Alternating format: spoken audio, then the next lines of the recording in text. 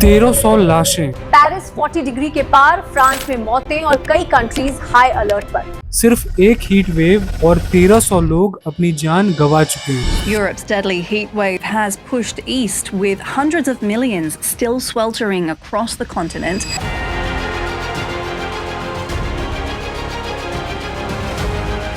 Authorities across the continent have been issuing extreme weather alerts. In European capitals, both residents and tourists are improvising ways to stay cool.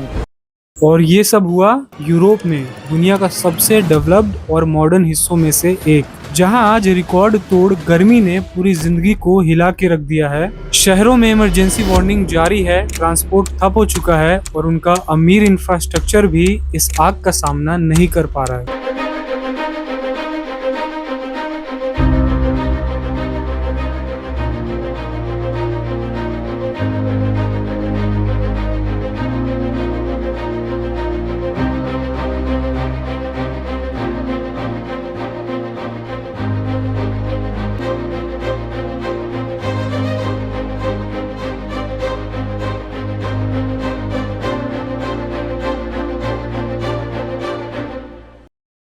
लेकिन एक minute, India में तो हर साल temperature लगभग 40 से 45 degree Celsius तक पहुंच जाता है, तो फिर यूरोप में सिर्फ 40 डिग्री के आसपास ही इतनी तबाही क्यों मच गई? इसका पहला रीजन है जीरो एडेप्टेशन।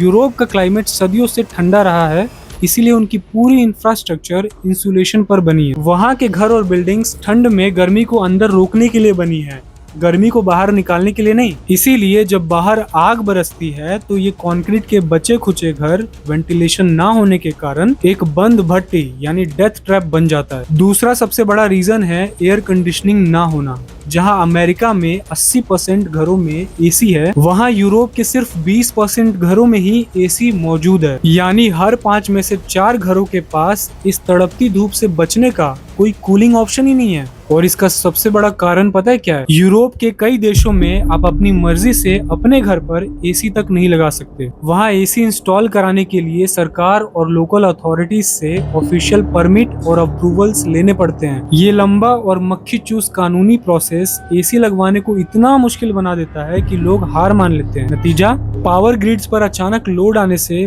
पूरे शहर ब्लैकआउट्स झेल रहे हैं और लोग ठंडक के लिए तड़पते हुए अपने ही घरों में दम तोड़ रहे हैं। और तीसरा सबसे बड़ा विलेन है डेडली ह्यूमिडिटी। गर्मी सिर्फ टेम्परेचर से नहीं, हवा की नमी से नापी जाती है। जब ह्यूमिडिटी ज्यादा होती है तो इंसानी जिस्म का पसीना हवा में इवापोरेट नहीं हो पाता, जिससे शरीर का नेचुरल कूलिंग सिस्टम फेल हो जाता है। वेयर एज इंडिया की गर्मी ड्राई होती है, इसीलिए यहाँ पर फैन या फिर छाव में रिलीफ मिल जाता है। लेकिन यूरोप की ह्यूमिड हीट इंसान के ब्लड प्रेशर को बढ़ा के उन्हें सीधे हीट स्ट्रोक दे देती है। इसीलिए यूरोप का 40 डिग्री इंडिया के 50 डिग्री से भी ज्यादा लीथल बन जाता है। अब बात करते हैं सबसे बड़े सवाल की, आखिर यूरोप में इतनी भयंकर हीट वेव आ ही क्यों रही है? इसके पीछे कोई एक वजह नहीं है, बल्कि 2 सबसे बड़े विलेंस का एक साथ होना है। सबसे पहला दुश्मन है climate change.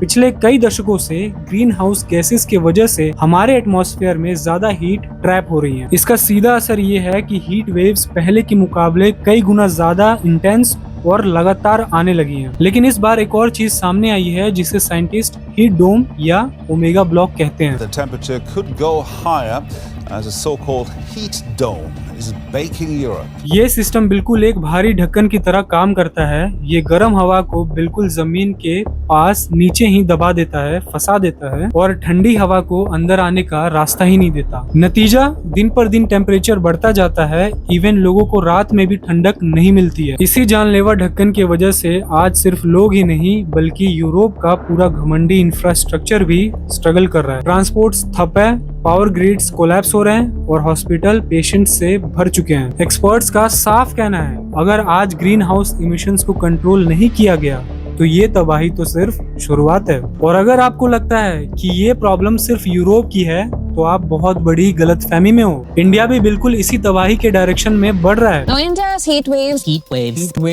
India is in the grip of an intense and widespread heat wave. In Maharashtra's Nagpur, at least 26 people have been reported dead. The heat has been more prolonged and over larger parts of the country. Is this being considered as a sort of a national emergency at all? North India में हर साल heat waves पहले से कई ज्यादा intense और जानलेवा होती जा रही है। क्लाइमेट चेंज तो अपना असर दिखा ही रही है, लेकिन साथ साथ धड़ल्ले से काटे जा रहे फॉरेस्ट, तेजी से बढ़ता कंक्रीट का अर्बनाइजेशन और अरावली जैसे हमारे नेचुरल बैरियर्स का डिग्रेडेशन कई इलाकों को सुलगती हुई भट्टी में बदल रहा है। यानी ये वार्निंग सिर्फ यूरोप के लिए नहीं है, ये वार्निंग हम सब के लिए है। आज यूरोप इस क्राइसिस के सामने घुटने टेक रहा है, कल शायद हम इससे भी बड़े स्केल पर इस मौत के तांडव का सामना कर रहे होंगे। सवाल ये नहीं है कि इस साल कितनी गर्मी पड़ी, सवाल ये है क्या हम इस बदलते क्लाइमेट के लिए तैयार है। क्योंकि जब ये प्रकृति अपना हिसाब मांगती है ना, तो वो ये नहीं देखती कि आप किसी डेवलप्ड अमीर देश में रहते हैं